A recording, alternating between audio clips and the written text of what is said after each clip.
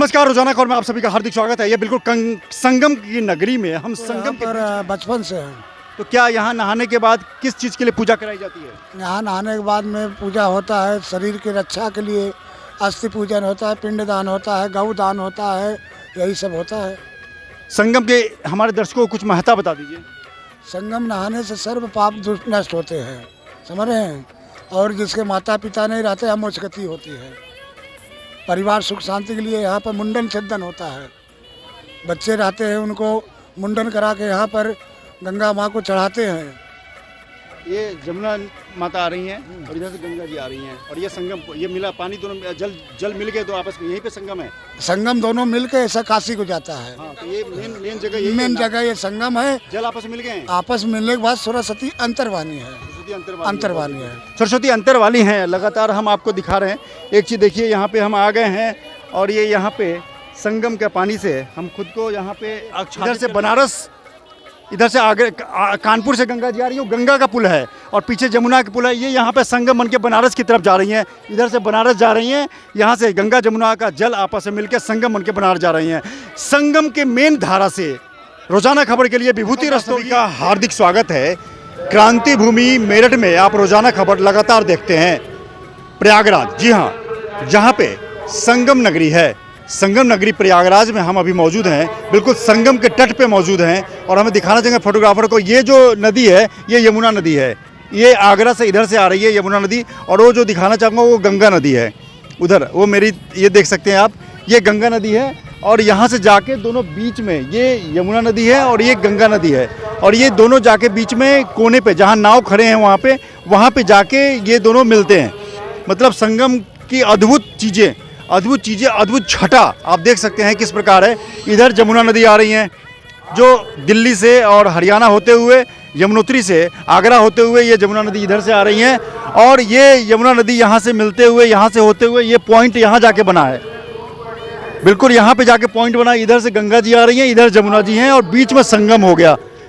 तो ये संगम है। हालांकि सरस्वती नदी विलुप्त है, लेकिन गंगा और जमुना का बेहतरीन संगम, जो संगम इलाहाबाद की जान है, प्रयागराज की नब्ज पे तीर्थ नगरी कहलाता है। ये भारत की तीर्थ नगरी है और संगम से रोजाना खबर लाइव हम कर रहे हैं। हमारे साथ मौजूद हैं कर्मचारी यूनियन के। नमस्कार श्याम सूरज पांडे जी, एक चीज बताइए कि जमुना नदी इधर से आ रही हैं? जी जमुना नदी। अच्छा, गंगा नदी इधर से जा रही हैं? जी। मिलान कहाँ पे हो रहा है? वो बीच सेंटर मिलान हो रहा है। ये संगम है, दोनों का मिलान हो रहा है, इसी को संगम कहते हैं जी। इसी संगम के नाम से पूरे विश्व में ये जो है माँ प्रयागराज हमारा जो है प्रसिद्ध है। यहाँ पर दूर दराज से पूरे विश्व स्तर से लोग आते हैं, स्नान करते हैं माँ गंगा का, माँ जमुना का, और सरस्वती मैया भी यहीं पर हैं जो विलुप्त हैं इस समय। लेकिन ये तीनों का यहाँ पर संगम होता है और इसी संगम के नाते इस प्रयागराज की धरती का बहुत ही महत्व है। बहुत, भारत में ये पहला है जहाँ पे संगम, दो प्रमुख नदी, भारत की दो प्रमुख नदी हैं, यमुना और गंगा। गंगा बहुत लंबी दूरी तक गंगोत्री से गंगा सागर तक, कलकत्ता तक जाती हैं और यमुना नदी यमुनोत्री से और इलाहाबाद में आके, प्रयागराज में आके गंगा में मिल जाती हैं। क्या यही है? जी हाँ, यही है। तो क्या अलौकिक छटा हम देखने को मुझे कि हजारों लाखों श्रद्धालु और लोग आते होंगे यहाँ पे? यहाँ हजारों श्रद्धालु लाखों तो आते ही हैं देश विदेश से। यहाँ पर देवता लोग भी जो है अदृश्य शक्तियों के रूप में इस समय यहाँ विराजमान है। ये माघ मेला है, समापन हो चुका है, कल ही समापन हुआ है, पूर्णमासी था। और लेकिन ये इस स्थल पर देवता लोग भी आज विराजमान हैं। बिल्कुल, देवता लोग विराजमान है। कल मैं एक महंत जी से बात हो रही थी, उन्होंने कहा कि प्रयागराज का नाम प्रयागराज क्यों पड़ा, क्योंकि यहाँ पे इतने यज्ञ हुए, करोड़ों यज्ञ हुए। जितनी जमुना नदी में और गंगा नदी में रेत के कण है, उससे कहीं ज़्यादा यज्ञ हुए। तो आइए हम आपको दिखाते हैं गंगा और यमुना नदी के मिलन का वो जगह, मिलन की जगह जहाँ पे संगम बनता है। नमस्कार, यमुना किनारे, यमुना तीरे और गंगा तीरे, जी हाँ, जहाँ संगम किनारा हो गया। इधर यमुना किनारा है, इधर गंगा किनारा है और दोनों के यहाँ जहाँ मिलन होता है वो संगम बना। और यह संगम से मैं लाइव कर रहा हूँ रोजाना खबर से। हमारे साथ धीरज कुमार शर्मा जी हैं जो बताएंगे कि किस तरीके से यहाँ की महत्ता है। नमस्कार धीरज जी, क्या नाम है आपका?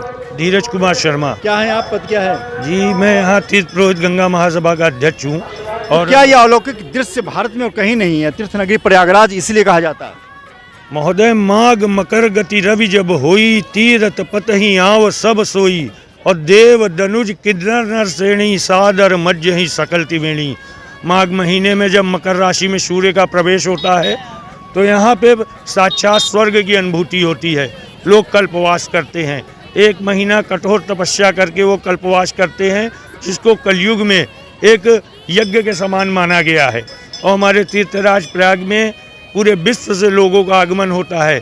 इतना बड़ा मेला न गंगा जी किसी को निमंत्रण देती हैं, न यहाँ के तीर्थ पुरोहित किसी को निमंत्रण देते हैं।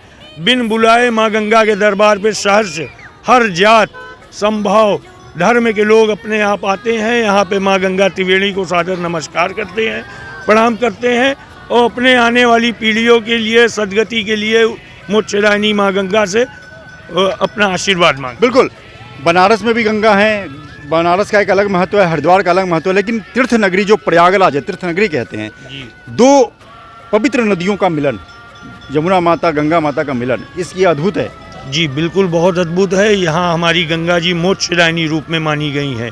ये साक्षात मोक्ष प्रदाता हैं, जो साक्षात मोक्ष को देने वाली हैं। यहाँ पे पूरे भारतवर्ष से हजारों लोग हमेशा लगातार प्रतिदिन अस्थि विसर्जन के लिए आते हैं। अस्थियाँ ऐसे यानी कि अर्थात हड्डियाँ, ये गलने वाली चीज़ नहीं होती। इसमें अभी कुंभ मेले में तमाम, यहाँ तक कि नासा के वैज्ञानिक भी आए, यहाँ तमाम बड़ी बड़ी मशीनें लगी इन क्षेत्रों में। यहाँ पे शोध हुआ कि आखिर ये गंगा जमुना में जो हड्डियाँ जाती हैं ये कहाँ जाती हैं। ये शोध का विषय है, वो उसको नहीं पा सके कि आखिर इस गंगा जल में जाने के बाद उन हड्डियों को इतनी जल्दी गला दिया जाता है। माँ गंगा में ऐसी जैविक शक्तियाँ हैं, ऐसी आध्यात्मिक शक्ति है, ये तुरंत हड्डियों को गला देती हैं और यहीं पे समाप्त कर देती हैं। बिल्कुल, जिस तरीके से लाखों करोड़ों अस्थियां गंगा में संगम में विसर्जित की जाती हैं, तो एक सबसे बड़ा सवाल यह है, बिल्कुल सही कह रहे हैं हमारे धीरज कुमार शर्मा जी, कि वो हड्डियां कहाँ जाती हैं। गंगा माँ में वो चमत्कारिक शक्ति है या जैविक शक्ति है जो हड्डियों को गला देती हैं। तो मैं गंगा माँ हूँ ना